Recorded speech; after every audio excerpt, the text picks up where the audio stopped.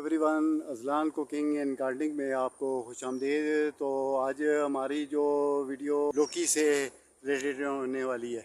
तो ये लौकी जो है ये हमारे यहाँ बड़े पैमाने पे भी लगाई जाती है और छोटे पैमाने पर भी काश्त की जाती है। इसके मुख्तलिफ तरीके होते हैं। लौकी या बोतल गॉर्ड या लौकी, ये दोनों इंग्लिश में आप इसको लौकी, उर्दू में इसको लौकी कहते हैं और इंग्लिश में ये बोतल गार्ड होगी। और ये जो है हमारे यहाँ काफ़ी सारी इसमें हार्वेस्टिंग भी चल रही है और इसमें साथ साथ इसमें फ्रूटिंग भी आ रही है और साथ साथ फ्लावरिंग भी चलती है और फ्लावरिंग के साथ साथ फ्रूटिंग भी चलती है। तो यही सिलसिला इसका चल रहा है और इसमें आप देख सकते हैं तो काफ़ी सारी इसमें ये लौकी जो है ये हार्वेस्टिंग के काबिल भी है। और ये अभी आप देखें तो ये लौकी जो है ये बिल्कुल हार्वेस्टिंग के काबिल है।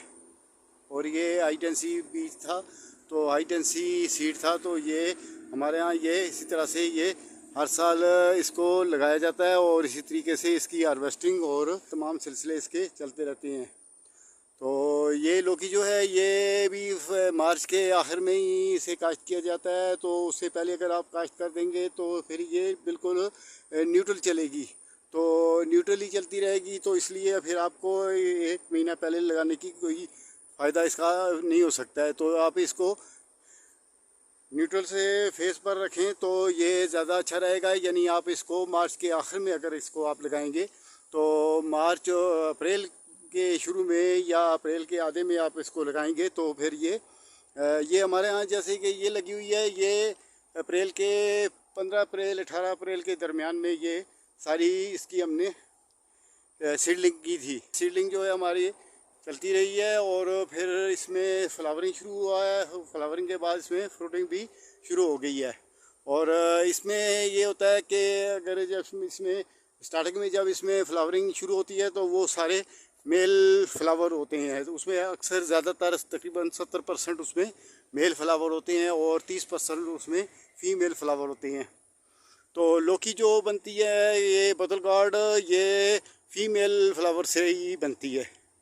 तो उसका फिर ऐसा होता है कि इसको आप इसका जो आगे ये सिरा जो होता है इसको आपने इसको इस तरीके से इसको अपने कट कर देना है। तो जब इसको आप कट कर देंगे तो ये जगह जगह से ब्रांचेस निकालेगी। जब ये ब्रांचेस निकलेंगी तो वो फीमेल ब्रांचेस निकलेंगी। तो मेल ब्रांचेस का आपने जब कट लगा दिया तो उसके बाद फिर उसमें जो जितनी भी ब्रांचेस निकलेंगी वो सारी फीमेल निकलेंगी। जो फीमेल ब्रांचेस निकलेंगी तो उनमें ज़्यादातर 70-80% जो फ्लावरिंग आएगी वो सारी फीमेल फ्लावरिंग आएगी और उसमें 20% मेल फ्लावरिंग आएगी। तो फिर उसमें आपको ऐसा होगा कि आपको ज़्यादा से ज़्यादा फ्रूटिंग हार्वेस्टिंग करने के लिए आपको मिल पाएगी।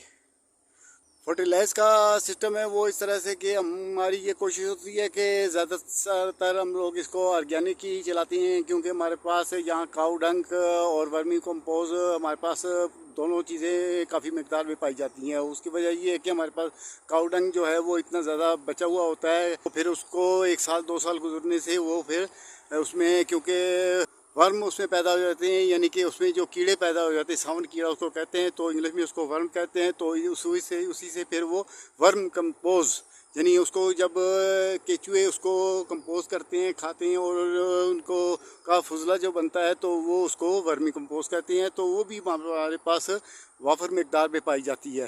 तो फिर हम दोनों तरीक़ों से उसे इस्तेमाल करते हैं। उसको हम लोग वर्मी कंपोज भी इस्तेमाल करते हैं और काऊ डंग भी उसमें हम लोग इस्तेमाल करते हैं। तो ये दोनों सिलसिले फिर इसके इसी तरह से चलते रहते हैं। तो ये आप देखें तो ये एक बेल जो है ये काफ़ी बड़ा एक दरख्त है। तो ये लोकाट का दरख्त है, तो इस पर भी ये आप देख सकते हैं। तो इसने और ये साथ ही इसमें फ्रूटिंग भी शुरू है।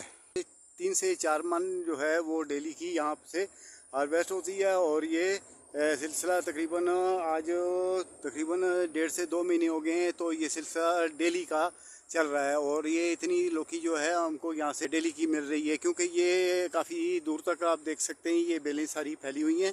तो ये काफ़ी बड़ा इसका एरिया है, तो इसलिए ये फिर लौकी इसमें हमको हार्वेस्ट करने के लिए बहुत ज़्यादा मकदार में डेली मिलती है। तो मेरा ये ख्याल है कि हमारी ये वीडियो अब काफ़ी हो गई है, तो मैं आपसे इजाज़त चाहता हूँ। ओके, खुदा हाफिज़।